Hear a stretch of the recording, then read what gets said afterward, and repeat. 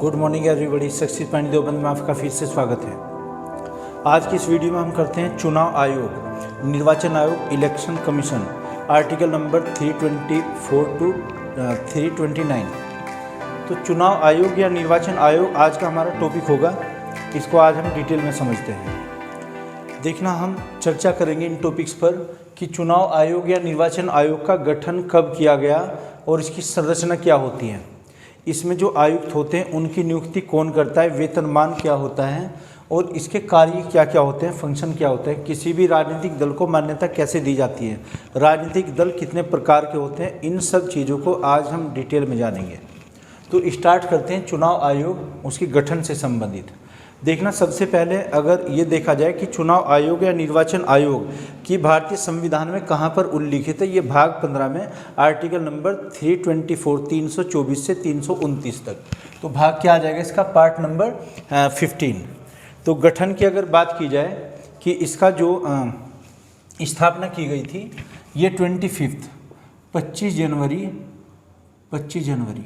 1950 को, 25 जनवरी सन 1950 को स्थापना की गई थी। यही कारण है कि हम प्रत्येक वर्ष 25 जनवरी को मतदाता दिवस मनाते हैं। कौन सा दिवस? मतदाता दिवस। मतदाता दिवस ये मनाया जाता है। क्वेश्चन आया हुआ कि मतदाता दिवस कब मनाते हैं, तो 25 दिसंबर को। और 26 जनवरी 1950 को संविधान लागू हुआ था, यानी कि एक संवैधानिक संस्था हो जाएगी, क्योंकि इसका उल्लेख संविधान में दिया गया है। भाग 19 में क्या आ जाएगा, संविधान, इसको हाफ कर लेते हैं, संवैधानिक संस्था, संवैधानिक संस्था, संस्थाएं निकाय कह सकते हैं, है ना, कॉन्स्टिट्यूशनल बॉडी।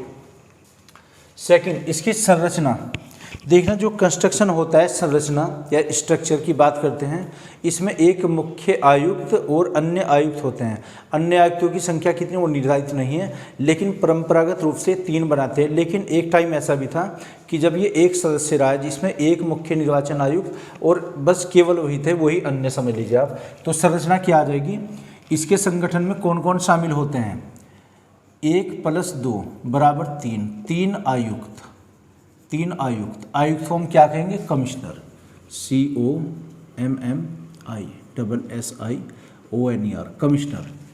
एक मुख्य आयुक्त, मुख्य आयुक्त को कहा जाएगा CEC, चीफ इलेक्शन कमिश्नर। और ये क्या आ जाएंगे, अदर्स हो जाएंगे, अदर्स यानी कि अन्य। 1989 में जो चीफ इलेक्शन कमीशन ये था, इलेक्शन कमीशन में 1989 में एक सदस्य हुआ करता था, यानी कि मुख्य ये आयुक्त ही अन्य आयुक्तों का कार्य करता था। एक सदस्य, केवल एक सदस्य। उसके बाद में 19 में फिर 3 सदस्य हुए, फिर एक सदस्य हुए। फाइनली 1993 सन 1993 में 1 + 2 बराबर हुई 3 सदस्यीय। 3 सदस्यीय ये एक निकाय बना था, जिसमें एक मुख्य CEC और +2 अन्य, जो अब तक भी चल रहा है, अन्य आयुक्त होंगे। तो अगर ये कहा जाए कि इसमें आयुक्त कितने होते हैं, तो 3 होते हैं टोटल, 1 + 2, एक मुख्य निर्वाचन आयुक्त और 2 अन्य आयुक्त होंगे। हालांकि जो अन्य आयुक्त होंगे इनका अतिरिक्त कार्यभार होगा, लेकिन अगर बात करते हैं सीनियरिटी की या कनिष्ठता वरिष्ठता की, वो इक्वल उसके होंगे, सभी स्टेटस के। उनका अगर रैंक देखें तो इक्वल रैंक के होंगे ये तीनों ही। सिर्फ केवल जब किसी मीटिंग की अध्यक्षता होती है, अध्यक्षता के लिए CEC लगाते हैं, चीफ इलेक्शन कमिश्नर। मुख्य निर्वाचन आयुक्त किसी भी मीटिंग की अध्यक्षता करता है।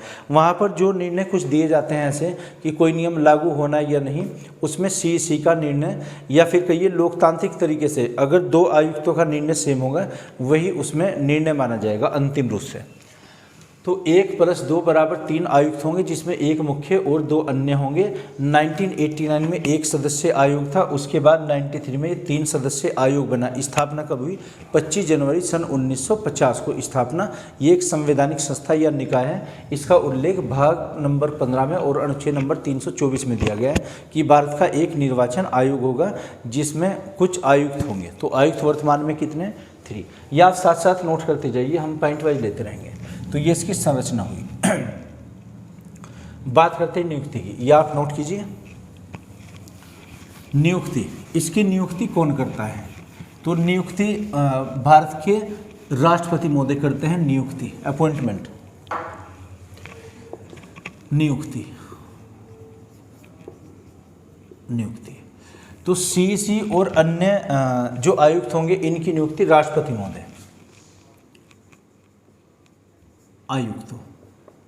आयुक्तों की जो नियुक्ति होगी ये कौन करते हैं? राष्ट्रपति महोदय करते हैं, राष्ट्रपति जी उनके द्वारा नियुक्त करेंगे। इनकी योग्यताएं क्या होती हैं? तो योग्यताओं का उल्लेख संविधान में नहीं दिया गया है कि इसके मिनिमम क्वालिफिकेशन क्या होगी, बस भारत का नागरिक होना चाहिए। तो योग्यता के बारे में कोई खास चर्चा नहीं है कि योग्यता क्या होगी। योग्यता, इनकी योग्यता एक्सप्लेन नहीं है संविधान में कि मेंशन नहीं की गई, कहीं पर बताई नहीं गई। लेकिन जो कार्यकाल होता है,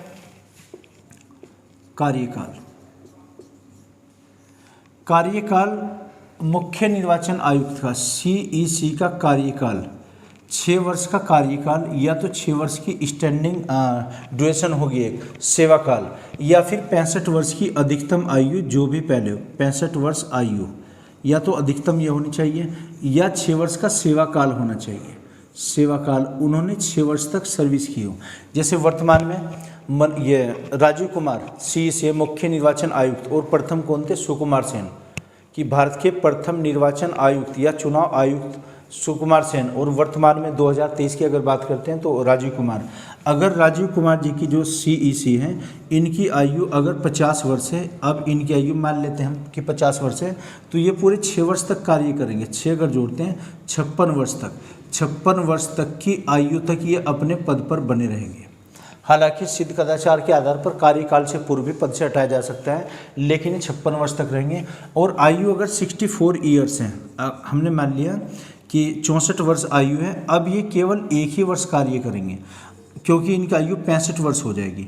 तो 65 वर्ष की अधिकतम आयु या 6 वर्ष का कार्यकाल जो भी पहले हो वो इनकी सेवानिवृत्ति की आयु होती है। ये हमने सिर्फ एक एग्जाम्पल के तौर पर पेश किया है, ये एग्जाम्पल होगा। तो अगर यह है ना कि एक लाइन में कि आयु कार्यकाल कितना होता है, उसके 2 कंडीशन होंगी। क्या कि 65 वर्ष की अधिकतम आयु या 6 वर्ष का कार्यकाल जो भी पहले हो वो सीईसी के रिटायरमेंट की या सेवानिवृत्ति की आयु मानी जाएगी। सेकंड नंबर, अगर अन्य आयुक्तों की बात करते हैं,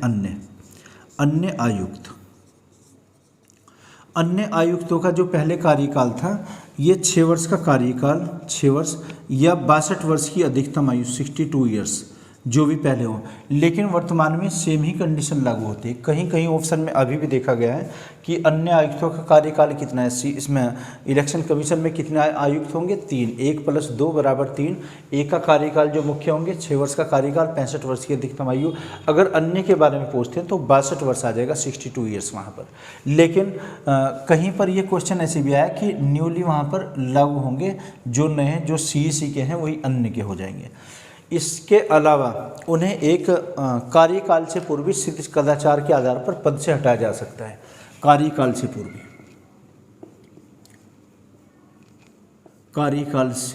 पूर्व पद से हटाना, क्या? अगर कोई कदाचार, कोई आरोप सिद्ध हुआ है, सिद्ध कदाचार के आधार पर महाभियोग की प्रक्रिया के द्वारा, महाभियोग होता है इम्पीचमेंट, जो हमने आर्टिकल नंबर 61 में पढ़ा था, इम्पीचमेंट। क्वेश्चन ये आया कि आयुक्तों को किस रीति से हटाते हैं या किस माध्यम से हटाते हैं। तो ऐसे ही जैसे सुप्रीम कोर्ट के मुख्य न्यायाधीश या अन्य न्यायाधीश हटाए जाते हैं, उनके लिए क्या रीति हम इस्तेमाल करते हैं? महाभियोग, impeachment, under article number 61। Impeachment में क्या दिया हुआ है कि अगर सुप्रीम कोर्ट के न्यायाधीश या मुख्य न्यायाधीश कोई सिद्ध कदाचार, अगर उन पर कोई आरोप तय हो जाता है, उन्हें महाभियोग की प्रक्रिया के द्वारा समय से पूर्व ही पद से हटाया जा सकता है। सेम कंडीशन निर्वाचन आयुक्तों की होती है कि महाभियोग के द्वारा पद से हटा सकते हैं, और उसी रीति से जैसे सुप्रीम कोर्ट के न्यायाधीशों को हटाया जाता है। और महाभियोग की प्रक्रिया संसद के किसी भी सदन से प्रारंभ की जा सकती है। सिर्फ एक ही कंडीशन है, जब उपराष्ट्रपति महोदय को पद से हटाते हैं समय से पूर्व ही, उनके पद से हटाने की प्रक्रिया वो राज्यसभा से प्रारंभ की जाती है। बाकी जहां पर भी महाभियोग आएगा तो महाभियोग की प्रक्रिया संसद के किसी भी सदन से प्रारंभ की जा सकती है। लेकिन ये सब राष्ट्रपति महोदय के संज्ञान में होना चाहिए। अगर अन्य आयुक्तों को पद से हटाना है, वो नहीं कि सीईसी उनको पद से हटा सकते हैं, इसका संज्ञान, इसकी इन्फॉर्मेशन राष्ट्रपति महोदय को देनी होगी। तो अगर यह एक लाइन में पूछा जाए कि कार्यकाल कितना होता है, तो 6 वर्ष का कार्यकाल या 65 वर्ष की अधिकतम आयु या फिर अन्य के लिए 62 वर्ष की अधिकतम आयु, उससे पहले भी सिद्ध सदाचार के आधार पर उनको पद से हटाया जा सकते हैं महाभियोग के द्वारा, जिस विधि से सुप्रीम कोर्ट के न्यायाधीशों को हटाते हैं। आप चाहे तो नोट करते रहिए, साथ साथ इसको हटाते रहेंगे और आगे बढ़ते रहेंगे फिर। ओके, स्क्रीनशॉट लेते रहिए जैसे भी है। एक यहाँ पर समिति बनती है, नियुक्ति समिति। नियुक्ति के लिए एक समिति की बात चली थी कि इनको कैसे नियुक्त किया जाएगा। वैसे तो राष्ट्रपति महोदय करते हैं, लेकिन किसको किया जाएगा या पद से कैसे हटाया जाएगा, और इसमें कितने सदस्य होंगे, 1 सदस्य होंगे, 2 सदस्य या 3 सदस्य बनेगी नियुक्ति, या फिर सदस्य मेंबर्स। इसमें मेंबर्स टोटल कितने होंगे, उसके लिए जो समिति बनी है, एक समिति, तो समिति में 4 लोगों को शामिल किया गया। किन्हें? एक तो राष्ट्रपति महोदय, राष्ट्रपति और प्लस उपराष्ट्रपति, यानी कि राष्ट्रपति और राज्यसभा के सभापति ये होते हैं, और एक प्रधानमंत्री जी को पीएम, और 4 नंबर हो जाएगा लोकसभा का विपक्ष का नेता। इसमें लोकसभा विपक्ष नेता या लोकसभा नेता प्रतिपक्ष, विपक्ष अपोजिशन लीडर, विपक्ष का नेता, ये इसमें शामिल होंगे। इसकी समिति में 4 सदस्य होंगे। जो नियुक्ति और उसमें कितने सदस्य शामिल किए जाएंगे वो सब इससे संबंधित होगा। ये कौन तय करेगा? ये कमेटी तय करेगी। इसमें राष्ट्रपति, उपराष्ट्रपति, प्रधानमंत्री जी और विपक्ष का, लोकसभा का विपक्ष का नेता या नेता प्रतिपक्ष की, ये 4 सदस्य समिति इनकी नियुक्ति या सदस्यों की संख्या का निर्धारण करेगी। आगे बढ़ते हैं। कार्य क्या होंगे देखना। कार्य बहुत इंपॉर्टेंट है। मान्यता, किसी भी राजनीतिक दलों को मान्यता प्रदान करता है निर्वाचन आयोग या फिर चुनाव आयोग। तो इसके बारे में अभी विस्तार से जानेंगे, आप ये नोट कीजिए। ओके, राजनीतिक दल 3 प्रकार के होते हैं। कौन कौन से होंगे? एक तो राष्ट्रीय राजनीतिक दल, राज्यों के राजनीतिक दल, और एक हो जाएंगे स्थानीय दल। तो राजनीतिक दलों की हम बात करते हैं कि राष्ट्रीय स्तर के राजनीतिक दल, सबसे महत्वपूर्ण कार्य होगा क्या? राजनीतिक दलों को मान्यता प्रदान करना। मान्यता कितने? राजनीतिक दल 3 प्रकार के होते हैं। राजनीतिक दल कितने प्रकार के हो जाएंगे? 3 प्रकार के होंगे। 3 प्रकार कौन कौन से? नंबर 1 राष्ट्रीय राजनीतिक दल, राष्ट्रीय राजनीतिक दल। इसमें कौन कौन से शामिल होंगे? वर्तमान में इनकी संख्या 8 + 1 = 9 है। अभी उन 9 के नाम बताएंगे आपको कि कौन कौन से राजनीतिक दल हैं। इनको मान्यता देने के लिए 3 कंडीशन होती हैं, फर्स्ट, सेकंड और थर्ड। 3 कंडीशन क्या? कोई भी राजनीतिक दल किसी आम चुनाव में, आम चुनाव मीन्स क्या हुआ? General election. किसी भी आम चुनाव में, लोकसभा में कम से कम 3 राज्यों में 2% सीटें प्राप्त की हों। क्या? आम चुनाव का मतलब जो लोकसभा के चुनाव होंगे, लोकसभा के चुनाव में 3 राज्यों में कम से कम 2% सीट प्राप्त की हों। इसका मतलब क्या हुआ? जो लोकसभा में सीटें होती हैं, लोकसभा में कितनी सीट होंगी इसको आप यहाँ पर समझिए। लोकसभा में सीटों की संख्या 545। इसका अगर हम 2% निकालते हैं, 2/100, परसेंट को उठाएंगे 2/100, तो इससे अगर भाग करते हैं लगभग 10.89% आता है। इसको 11 सीट मानते हैं कि किसी भी लोकसभा सीट उसमें चुनाव में उस दल ने कम से कम 11 सीटें उसमें हासिल की हों। फिर से देखिएगा, आम चुनाव, लोकसभा चुनाव में कम से कम 3 राज्यों में 2% सीटें प्राप्त की हों उस दल ने, उसे राष्ट्रीय राजनीतिक दल का दर्जा मिल जाएगा। तो लोकसभा में कितनी सीटें? 545। इसका 2% निकालते हैं, 2/100, तो ये आता है 10.89, लगभग 11 सीटें। ये क्वेश्चन डायरेक्ट भी पूछा गया है कि किसी भी राजनीतिक दल को राष्ट्रीय स्तर का दर्जा प्राप्त करने के लिए कितनी सीटों की आवश्यकता होती है? तो लगभग 11 सीटों की आवश्यकता होती है। दूसरी कंडीशन या करके, फिर या दूसरी कंडीशन बताइए क्या? कम से कम 4 राज्यों में आम चुनाव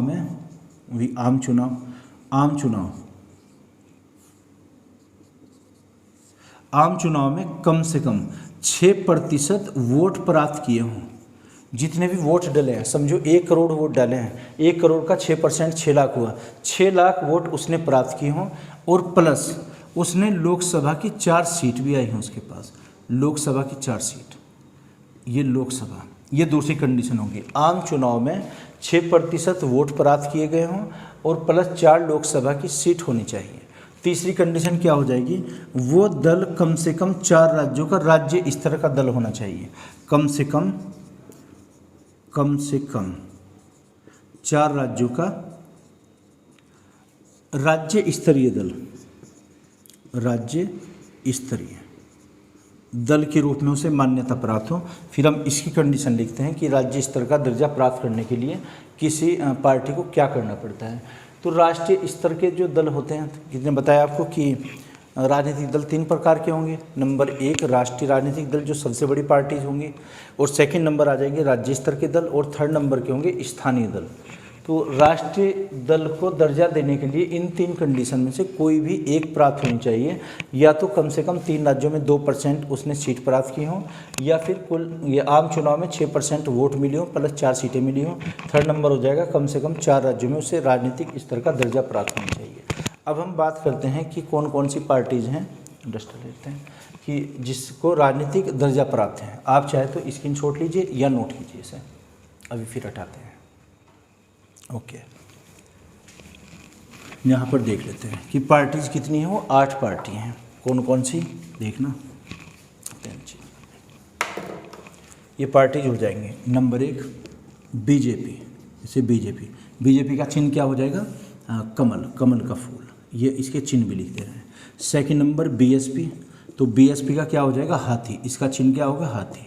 number 3 INC, Indian national Congress, ये कांग्रेस कौन सी, सोनिया गांधी वाली कांग्रेस, तो कांग्रेस का चिन्ह क्या होगा, हाथ का पंजा, हाथ, है ना। Number 4 NCP, Nationalist Congress Party, Sharad Pawar जिसके अध्यक्ष हैं, तो इसका चिन्ह हो जाएगा घड़ी, वही क्या लिखा गया, घड़ी वॉच, है ना, जैसे अलार्म घड़ी होती है इस टाइप से। और नंबर 5 हो जाएगा तृणमूल कांग्रेस, ये किसकी है, ममता बनर्जी की, इसका चिन्ह हो जाएगा पेड़, एनिमेटेड ट्री, ये होगा पेड़। अच्छा, तो 3 जो पार्टी होंगी तो कौन सी, तो कांग्रेस ही पार्टी होगी, कांग्रेस, ये कांग्रेस पार्टी हो जाएंगे। आईएनसी इंडियन नेशनल कांग्रेस, जिसके ये मल्लिकार्जुन खड़गे को जो बनाया गया अध्यक्ष, एनसीपी शरद पवार, और तृणमूल कांग्रेस ममता बनर्जी। तो पार्टी कितनी हुई, 5। नंबर 6 और 7 एक हो जाएगी CPI, communist party of India, और एक CPIM, communist party of India, मार्क्सवादी एम। इसका चिन्ह क्या हो जाएगा, हसिया और गेहूं की बाली, कॉर्न। अच्छा, सीपीआईएम जो होगा इसका चिन्ह क्या होगा, हसिया और हथौड़ा, ये इसका चिन्ह हो जाएगा, हसिया और हथौड़ा। इसके बाद ना एक सीताराम येचुरी जिसके अध्यक्ष हो जाएंगे।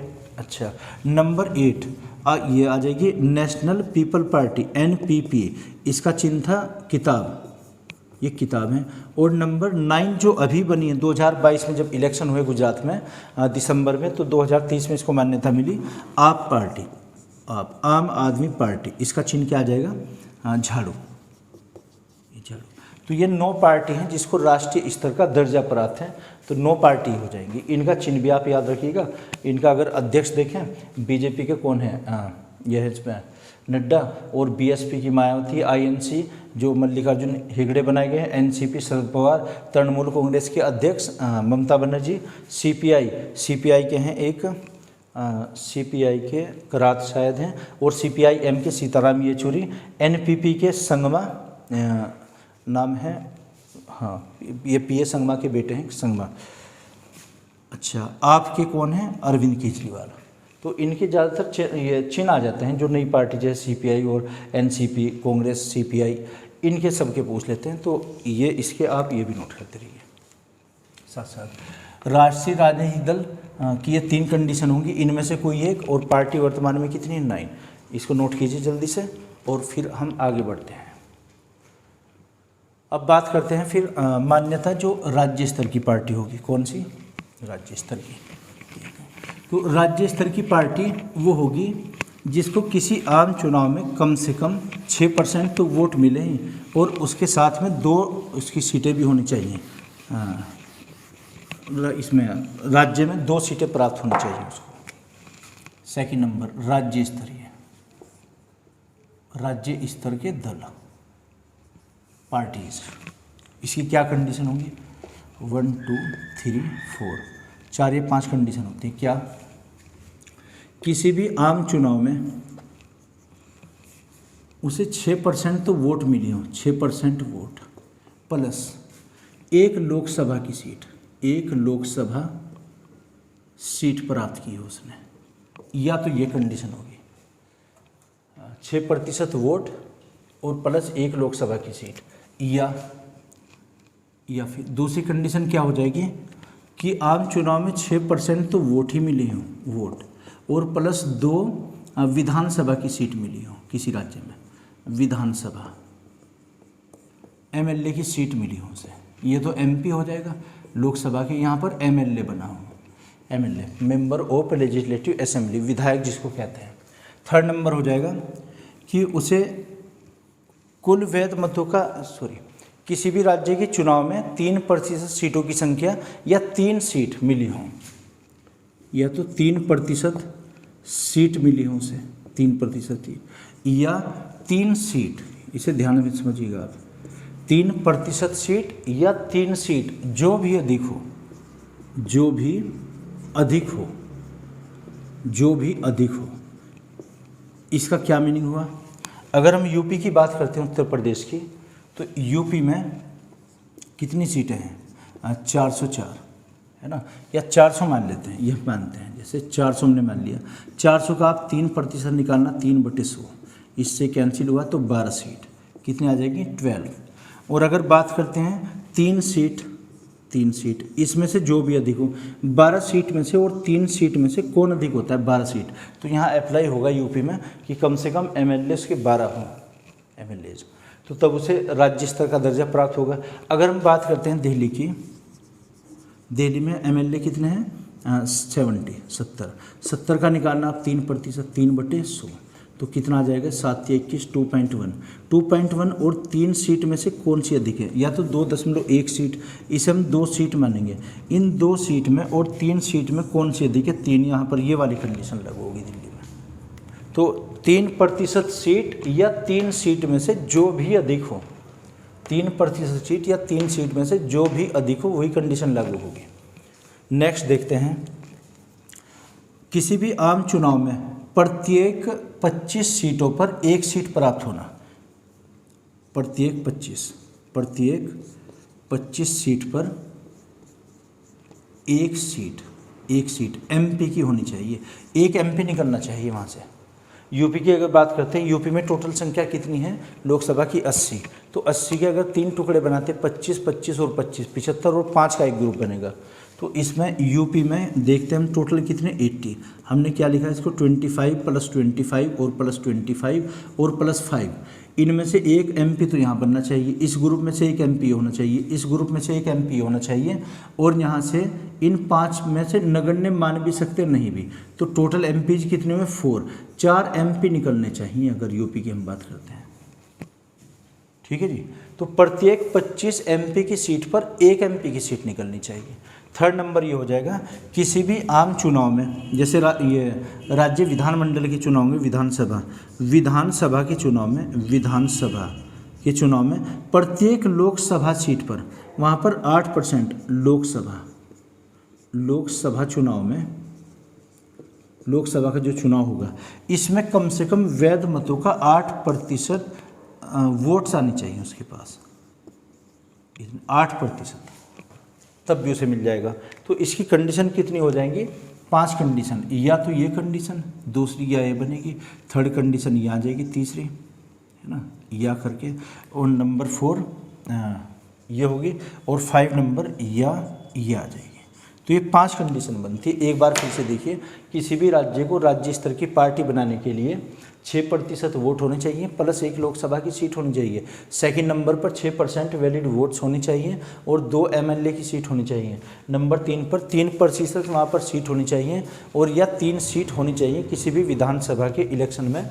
ये कितनी हो जाएगी फिर, जो भी अधिक हो वो अप्लाई होगा। यूपी और दिल्ली का अगर हम एग्जाम्पल देखें, यूपी में 404 सीटें, हमने यहाँ पर 400 लिया कैलकुलेशन थोड़ी शॉर्ट करने के लिए। 400 का 3% निकालते हैं तो 12 सीट, और दिल्ली में अगर देखते हैं दिल्ली में 70%, इसका 3% 2.1 सीट, यानी कि 2 सीटें। तो इन सीटों में से जो भी अधिक हो, 12 सीट और 3 सीट में से कौन सी अधिक है, 12 सीट यूपी में ये कंडीशन अप्लाई हो जाएगी, वहीं दिल्ली में 3 सीटों वाली कंडीशन अप्लाई होगी। तो 3% सीट या 3 सीटों में से जो भी अधिक हो वो अप्लाई करेंगे। एंड नंबर 4, प्रत्येक 25 MP की सीट पर 1 MP की सीट प्राप्त होनी चाहिए। यूपी की अगर बात करते हैं, यूपी में MP कितने हैं 80, तो 80 के हमने 4 टुकड़े किए हैं, 25, 25, 25 और 5। इनमें से क्या होगा कि 25 में से 1 सीट MP, इन 25 में से 1 ऐसे होने चाहिए। तो 3 या 4 यहाँ पर MP होनी चाहिए, जैसे भी निर्वाचन आयोग उचित समझे। एंड नंबर 5 कंडीशन, विधानसभा में के चुनाव में, विधानसभा क्षेत्र में प्रत्येक लोकसभा चुनाव में उसने 8% वोट प्राप्त किए। इसमें कोई सीट वाली कंडीशन नहीं होगी नंबर 5 में। तो इन 5 में से कोई एक कंडीशन होनी चाहिए। अब वो क्या, राज्य स्तर की पार्टी बन जाएगी, जैसे समाजवादी पार्टी, या फिर हम बात करते हैं कि अन्ना द्रमुक की पार्टी, दक्षिण में कई पार्टी, तेलुगु देशम पार्टी है, इसका चिन्ह भी साइकिल हो जाएगा। तो ये राज्य स्तर की पार्टी होगी। तो हमने जो केंद्र स्तर की जो पार्टी लिखी थी राष्ट्रीय की, उसकी भी 3 कंडीशन कि कोई भी पार्टी कम से कम 4 राज्यों में राज्य स्तर का दर्जा प्राप्त करती हो और या फिर हैसियत रखती हो, तो राज्य स्तर की ये कंडीशन होगी। आप इसे नोट कीजिए या स्क्रीनशॉट लीजिए, फिर आगे बढ़ते हैं।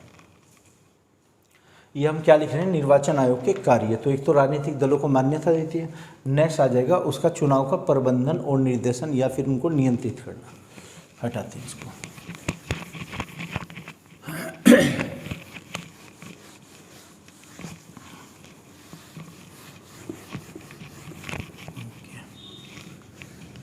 देखिए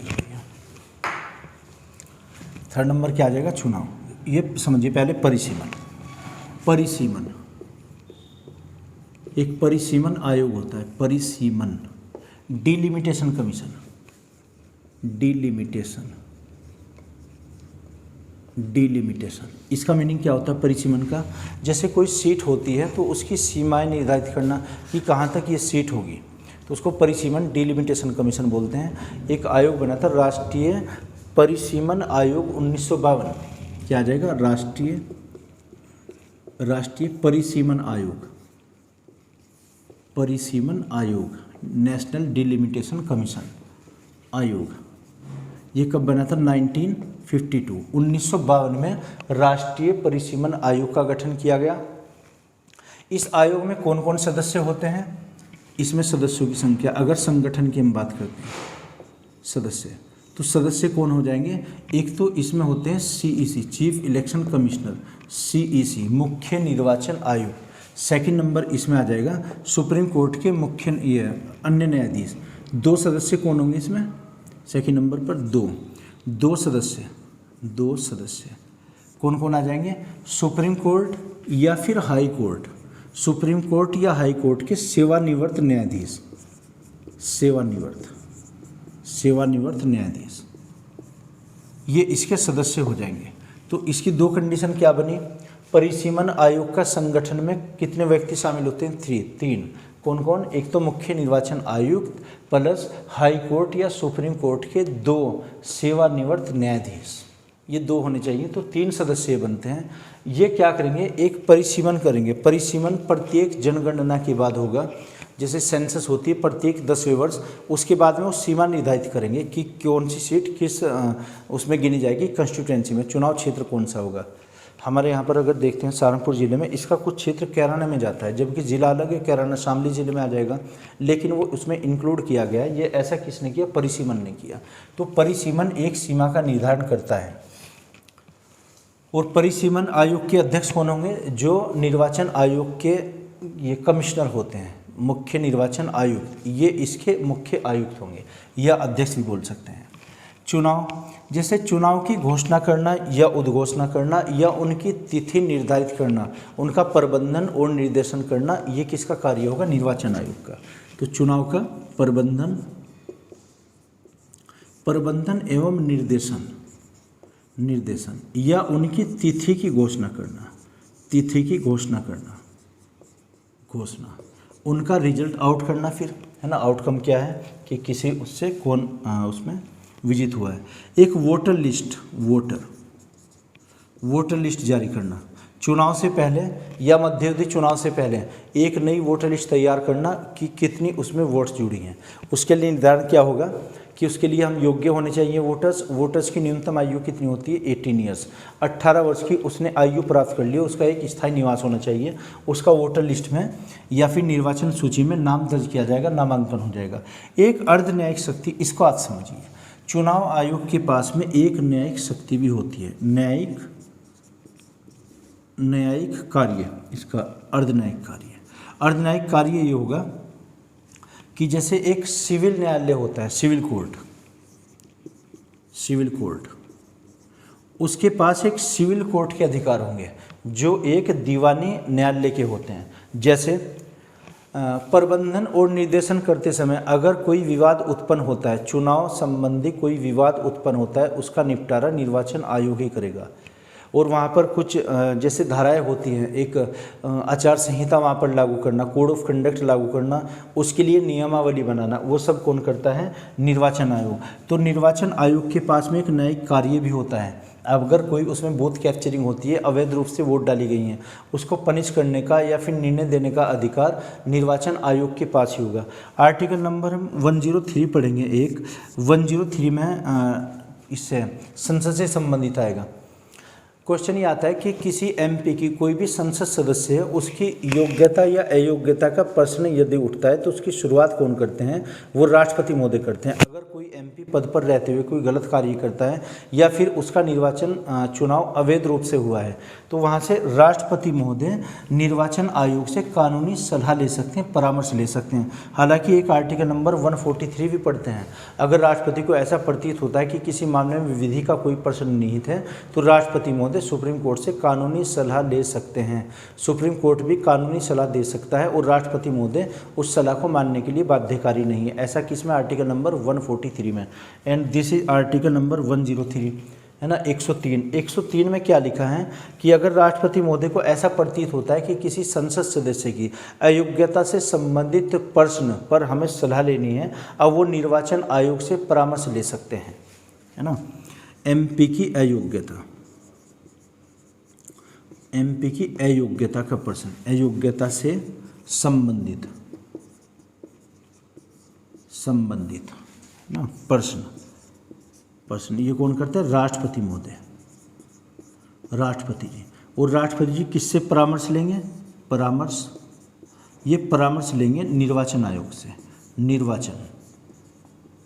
निर्वाचन आयोग से सलाह ले सकते हैं कि इस व्यक्ति से अयोग्यता से संबंधित कुछ वो रिकॉर्ड्स देखना चाहते हैं, कुछ परामर्श लेना चाहते हैं तो राष्ट्रपति महोदय ले सकते हैं। तो कानूनी सलाह तो वैसे सुप्रीम कोर्ट से लेते हैं, लेकिन बात जब चुनाव की अयोग्यता की आती है तब निर्वाचन आयोग से लेते हैं। तो निर्वाचन आयोग की एक तो स्थापना के बारे में, उसके कार्यों के बारे में, उसके संगठन के बारे में, और मेन चीज़ होती है कि राजनीतिक दलों को मान्यता देना, ये सबसे इम्पोर्टेंट कार्य है उसका। और चुनाव चिन्ह आवंटित करना किसी चुनाव कौन कौन से होते हैं ये भी आता है क्वेश्चन, ये देखिएगा। निर्वाचन आयोग, जो राष्ट्रीय निर्वाचन आयोग होगा, नेशनल इलेक्शन कमीशन, ये किस किस का चुनाव करते हैं? राष्ट्रपति, उपराष्ट्रपति, लोकसभा और राज्यसभा का इलेक्शन ना। एक लोकसभा किस किस का इलेक्शन? एक तो राष्ट्रपति महोदय का, राष्ट्रपति का चुनाव करता है। उपराष्ट्रपति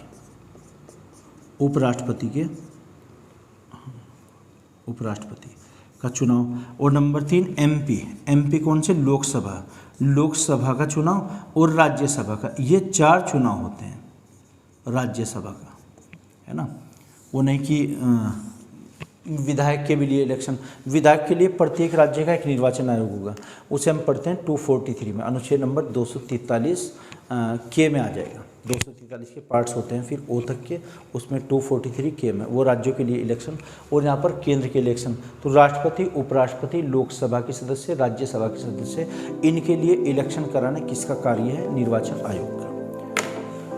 तो आज की वीडियो में इतना ही कर लेते हैं। तो मैं आशा करता हूँ आपकी समझ आया होगा, अगर नहीं तो कमेंट बॉक्स में आप लिख कर बताइए, कुछ अगर डाउट है तो उसको बताइए। Okay, thank you.